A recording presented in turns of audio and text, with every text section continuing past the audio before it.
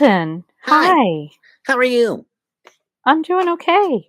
So are you going to sneak along on Floral's camping trip? Oh, absolutely.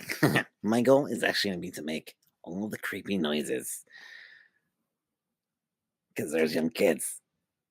So I was actually thinking I would bring along a recording of dinosaur noises and maybe some wolves and bears and all that kind of stuff, or even just like some loud hissing. So I'm not quite sure that's a great idea because you might attract things that might actually make those noises. sweet. So now it's a real adventure. So see, I think that's the best thing we can do is if we make sure that the kids understand that like there's all these new opportunities and help them become one with nature. Not like the circle of life. Like I don't want them eating, but at the same time, like if they learn that, like if they don't run fast, they will become one with nature. Then yeah. Well, actually, so some of you guys might know this story, some of you might not. Floral actually snuggled with a raccoon one time when he was camping a while ago. On purpose? Nope. So Floral was camping out in the bush by himself for what some would call a retreat. And then there was these little raccoons that came by the first night. And so they picked through all the stuff and all that. And after, when he went to bed, because he didn't think about it, because he's an idiot, and he left the what do you call it, the cooler out. And so the raccoons, they knew how to open the cooler, so they obviously they opened it up. So he yelled and they ran away. All that. Night two, Floral finished cooking up a fish and all that kind of stuff, but he left the grill on the fire, thinking, "Hey, this would be cool. Let's just let it burn off instead of cleaning it." So he then just goes to bed. And then Floral also owned a cat who always slept between his feet. This is an important detail. Oh no. So then Floral, he hears the sound of the raccoons. And he's like, yeah, you know what? Whatever. They're just picking at the grill at the fire. I don't really care. And he's like in a half sleep and he knows that the cooler's inside the tent. And so he just kind of like goes back to sleep. And then he wakes up and he feels like this warm feeling between his legs, thinking, Holy. Winston, what are you doing here? Because that was the cat's name, Winston. And Winston's dead now, everybody. Just so we all know. Just to like make sure Was everyone knows Winston that. on the camping trip? No, Okay. just Floral. So he was laying there in his tent and he had that warm cat feeling between his legs. So he's just like, whatever. And then he realized, wait, there's no cats around here. And so the raccoon actually crawled up onto the tent and it kind of like went onto the air mattress. And so through the tent on the air mattress, this raccoon was just sleeping in between Floral's legs. Yeah. That's creepy. Yeah, until he kicked it away and he was like, whack, because he realized what was going on. And so he kind of regrets it, I think, a little bit, being like, if I would have like pulled out my phone and recorded, possibly I could have like shown everyone that I got a raccoon sleeping on my legs right now in the wild. But no, he just kicked it off and screamed, and then they all scattered and ran away for the night. So yeah, find like a skunk costume and run around in it. That'd be kind of fun. Okay. And curl up between his feet and see if he thinks you're his dead cat. Yeah, yeah. And then I could just be like, hey, Flo, remember your dead cat? That sounds nightmarish, honestly. Which is why I think it's a better idea than what you think it is. Yeah, you got me thinking about that last camping trip I went on a while ago. Well, not last one, second to last one or third to last camping trip. But anyway, yeah, so this is what happened. So Something else. about a decade ago, my Ronnie, Ronnie, friends, Ronnie, Ronnie, Ronnie. yes, yeah, what? Okay, can you lift up your right arm? There's a giant hole right in that Yep. sleeve. You are definitely prepared for streaming. I, my hair was like a disaster before. I mean, it's not much better now, but like I focused on the hair. I didn't change my shirt. I figured if I just closed my armpit like this. You can't close that, Ronnie. That whole That's great, Ronnie. that's like a balding person. Anyway, sorry. Just the point. I just wanted to point out your I don't clothing think Ronnie detail. will ever go bald. He's got a nice head of hair. That's what I'm very fortunate in that regard. Yeah, it was like when I thought my hairline was receding in my early 20s, I ran it by my mom and my barber, and my mom was like, "Your dad's got a full head of hair, and he's much older." Covering it up. And you have white tape. You just have white tape on hand. Where did you get white tape? Oh my gosh, Them there's white ter- tape just sitting there.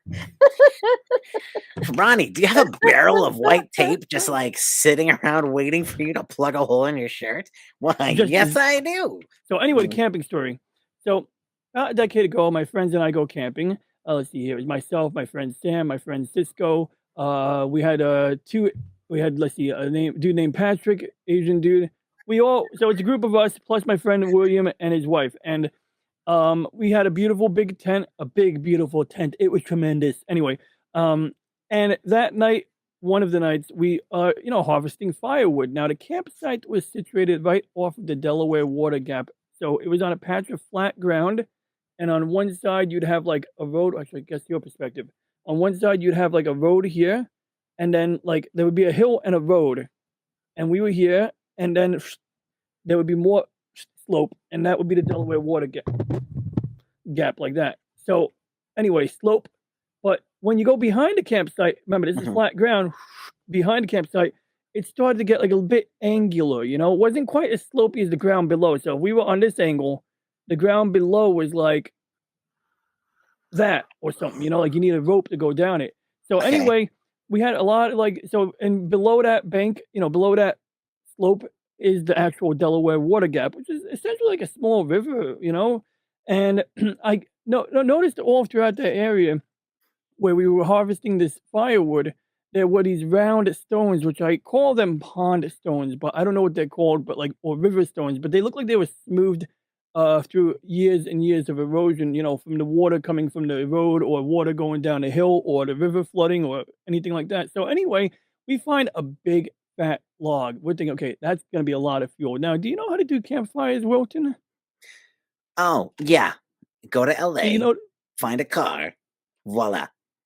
that works too, but, like, the reason the car works is because, it has everything you need. Now, in the woods, when you don't have a car or you don't have a car available for, use usage as fuel for a fire, you would have, Okay. like, the small stuff. You'd have your kindling, which is, like, also small stuff, You and know then you what's work great for your way kindling? up. Mhm. Tufts of fur. Go on, Ronnie. The main thing is that the Kill. campfire, you start off with the small stuff. You never light a log first. The log is what comes after you get the fire going, and Yes. the terminology for that would be fuel, and that's what you would keep. You would continually fuel the fire until it was time to put it out, or until it was no longer safe to run. Like maybe when you're sleeping and nobody's monitoring it. The thing is that now we decide that this big 60-pound stump shaped log, because it was a log but it was shaped like a tree stump. So just imagine like it's a section of a tree, bottom is flat, the top is flat, and it's like cylindrical. And it was about, I don't know, like, I guess if I use my body as a reference, like that and that. So me and Patrick, we grab like the bottom of it together, right? He gets one side, I get one side, we're lugging it. I forget if I was facing him and going backwards, or if I was behind him going forward, or if I was, going like this, holding it like that. But either which way, I slip on one of these round pond stones or river stones, and this log. Oh, good. I have something that's shaped like a log. Lands on this thumb. This thumb is resting on a pond stone. Luckily, I have a mouse that's shaped like a ball, a pond stone, right? It's round. Mhm, mhm. So my thumb is here, and the corner of the stump, which is much wider than this, is here. Nice. It gets all swollen and stuff over here. It's kind of, and then, I didn't know it was It's so broken, but then we painful. kind of put two and two together. We figured out it was broken, did basic first aid. I was provided a bottle of Jack Daniels for my disposal. I don't know if that really works, but, I didn't taste it when I drank it. So normally I would. Normally I drink anything like that, and I'm like, Does oh, make you think, forget about your thumb.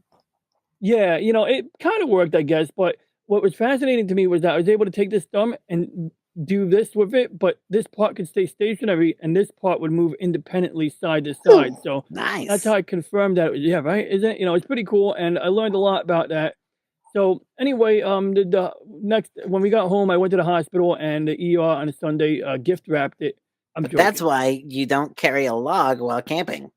Yeah. So bottom line is that's why you should really plan it out better than I did.